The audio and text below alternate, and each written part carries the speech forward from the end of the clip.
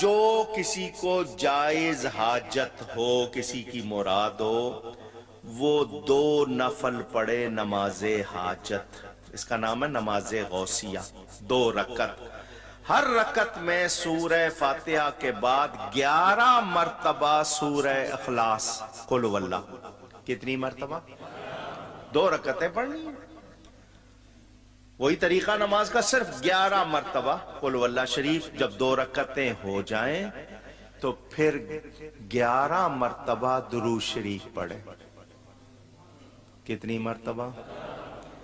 اور بغداد کی طرف 11 قدم چلے، قبلے کے دائیں طرف بغداد، جہاں بھی گھر میں کہیں نماز پڑھو گے بالکل دائیں طرف، سیدھا آپ کا منہ مکے کی طرف، تھوڑا سا ترچھا کریں گے تو مدینے کی طرف، پورا دائیں طرف جائیں گے تو سمت بھی بتا دی آپ کو۔ 11 قدم چلے بغداد کی طرف، میرا نام پکارے، یا شیخ سید عبد القادر جیلانی شیئا للہ، اپنی حاجت بیان کرے، مجھے اللہ پر یقین ہے اللہ اس کی حاجت پوری کر دے گا۔ تو نماز غوثیہ کا تو پھر کوئی وجود ہی نہیں ہے، ٹھیک ہے؟ جو بندہ ہی 500 سال بعد آ رہا ہے اس کے ساتھ چیزیں منسوب کی ہیں۔ یہ وہی کتاب ہے بہجت الاسرار، ایک کتاب ہے، اسی سے یہ صلاۃ الاسرار، بڑی یعنی رازوں والی نماز، صلاۃ الغوثیہ بھی کہتے ہیں، اس میں نماز غوثیہ کا سنت طریقہ لکھا ہوا ہے۔ وہ کہتے ہیں نا 11ویں شریف دینے کا سنت طریقہ، 11ویں شریف خود ہی بیچاری باہر ہے سنت سے، تو طریقہ کہاں سے سنت ہونا ہے، ٹھیک ہے نا؟ وہ پھر لکھا ہوتا ہے مزارات پہ حاضری کا سنت طریقہ۔ مزار تو ہوتے ہی نہیں تھے نبی الاسلام کے مبارک زمانے میں، قبریں تھیں۔ تو یہ بھی ہے جناب نماز غوثیہ کا سنت طریقہ۔ لکھتے ہیں کہ حاجت پوری ہونے کے لیے صلاۃ الاسرار بھی نہایت ہی مؤثر ہے، اسے نماز غوثیہ بھی کہتے ہیں۔ اس کی ترکیب یہ ہے کہ بعد از نماز مغرب سنت پڑھ کر 2 رکعت نفل پڑھے، اور بہتر یہ ہے کہ الحمد کے بعد ہر رکعت میں 11 بار قل شریف پڑھے، کیونکہ اس تو بعد شرک بہت بڑا کرنا ہے، تو پہلے ہی بڑی بڑی توحید دا ایڈا سٹوریج کر لگا، ٹھیک ہے؟ زیادہ سی توحید اکٹھی کر لے انورٹڈ کاما میں، 11 بار قل هو اللہ احد پڑھے، سلام کے بعد اللہ کی حمد اور ثنا کرے، پھر نبی صلی اللہ علیہ وآلہ وسلم پر 11 بار درود و سلام عرض کرے، پھر عراق کی جانب 11 قدم چلے، یعنی پہلے قبلہ تھا خانہ کعبہ شریف، اب تھوڑا سا رائٹ پہ ہو جائے تو عراق کی طرف 11 قدم چلنے ہیں جی، کم زیادہ نہیں۔ تو اس کے مطلب یہ ہے کہ یہ نماز غوثیہ پڑھنے کے لیے آپ کو یہ چیک کرنا پڑے گا کہ آپ نے یہ 11ویں یا 12ویں صف میں جا کے پڑھنی ہے، پہلی صف میں تو پڑھ نہیں سکتے، کیونکہ آپ پھر عراق کی جانب تو قدم نہیں کر سکتے، کیونکہ عراق جو ہے وہ پاکستان، انڈیا، بنگلہ دیش سے کوئی 90 ڈگری پہ تو نہیں ہے خانہ کعبہ شریف کے۔ خانہ کعبہ شریف یوں ہے تو تھوڑا سا رائٹ کی طرف ٹلٹ کریں تو عراق آ جاتا ہے، 5 ڈگری، ہاں اتنا ہی آلموسٹ۔ تو اس کا مطلب ہے کہ آپ کو اب 11 قدم چلنے ہیں تو سامنے کم از کم 8-10 صفحے تو چاہیے، چھوٹے چھوٹے قدم بھی اگر چلائیں تو آپ کو، یعنی اس پہ ویسے اس کو ان کا طریقہ لکھنا چاہیے کہ مسجد کی 12ویں صف میں ادا کریں، یہ بھی ہونا چاہیے۔ دیکھو اسی تو پڑھ لکھے بندے ہیں نا، تو اسی تو اور چیزاں بھی دیکھاں گے نا۔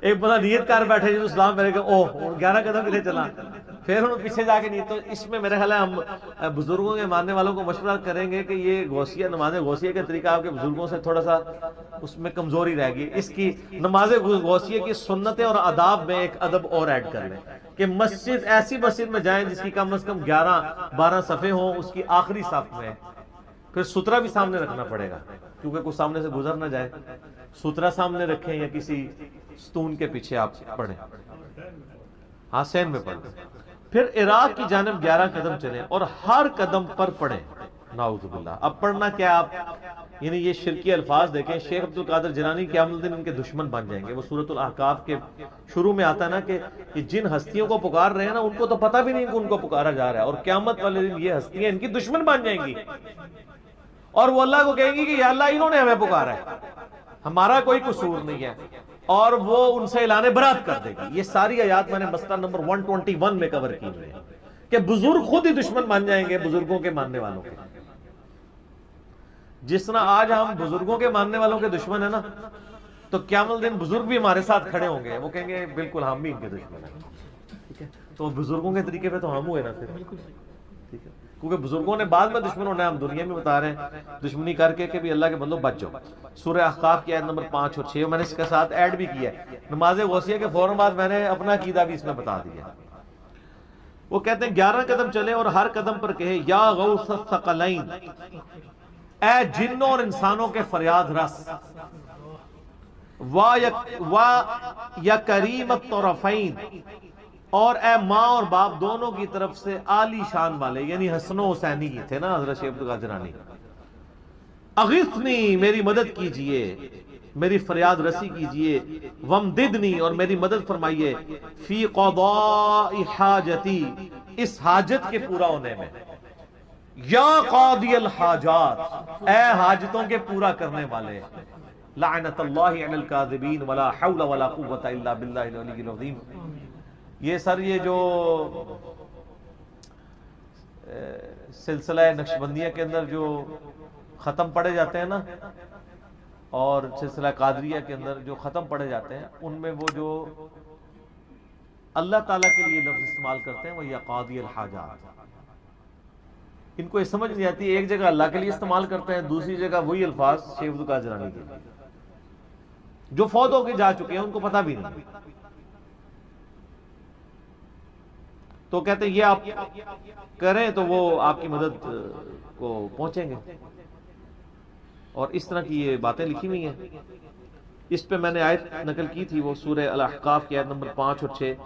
وَمَنْ أَضَلُّ مِمَّنْ يَدْعُو مِن دُونِ اللَّهِ، اس سے بڑھ کر گمراہ کون ہے جو اللہ کے علاوہ اور ہستیوں کو پکارے. مَن لَا يَسْتَجِيبُ لَهُ يَوْمِ الْقِيَامَةِ، جو قیامت تک اس کی بات نہیں سن سکتی. وَهُمْ عَنْ دُعَائِهِمْ غَافِلُونَ، بلکہ وہ تو ان کے پکارنے سے خود ہی غافل ہیں. وَإِذَا حُشِرَ النَّاسُ، اور جب قیامت والے دن لوگوں کو جمع کیا جائے گا، كَانُوا لَهُمْ أَعْدَاءً وَكَانُوا بِعِبَادَتِهِمْ كَافِرِينَ، تو وہ خود ہستیاں ان کی دشمن بن جائیں گی اور وہ ان کی عبادت کا انکار کر دیں گی. یعنی اتنا ڈر جائیں گے کہ اللہ سانو نہیں نے پکاریا، پتہ نہیں کیوں پکار دے رہے ہیں. سر اللہ کے سامنے کون کھڑا ہو سکتا؟ تو اللہ کے علاوہ کسی کو آپ غائب میں مدد کے لیے دعا کے طور پہ نہیں پکار سکتے. نماز غوثیہ جن لوگوں نے پڑھی ہوئی ہے، اللہ تعالیٰ ان کو معاف کرے، وہ توبہ کرے فوراً سے پہلے اور اللہ کی طرف رجوع لائیں. شیخ عبد القادر جیلانی نے کہیں یہ تعلیم نہیں فرمایا، بزرگوں نے لکھی ہیں. بزرگ اپنے اعمال کے خود جواب دیں، ہمارا کوئی بزرگوں کے ساتھ لینا دینا نہیں ہے. ہم اسی لیے کہتے ہیں جس طرح اتنے خداؤں کی جگہ ایک خدا کو مان لیں تو زندگی سکون میں آ جائے گی، اسی طریقے سے سارے بزرگوں سے اعلان برات کر کے ایک بزرگ امام اعظم سیدنا و مولانا محمد الرسول اللہ صلی اللہ علیہ وآلہ وسلم کو اپنا رہبر مان لیں تو ساری مصیبتوں سے جان چھوٹ جائے. ٹھیک ہوگا جی. اگر آپ نے اب نماز محمدی سیکھنی ہے نا تو وہ اس پر ریسرچ پیپر نمبر 8 ہے میرا، اور مسئلہ 70A اور B دیکھ لیں. نبی علیہ السلام نے جو نماز سکھائی ہے اس میں تو اللہ ہی اللہ ہے.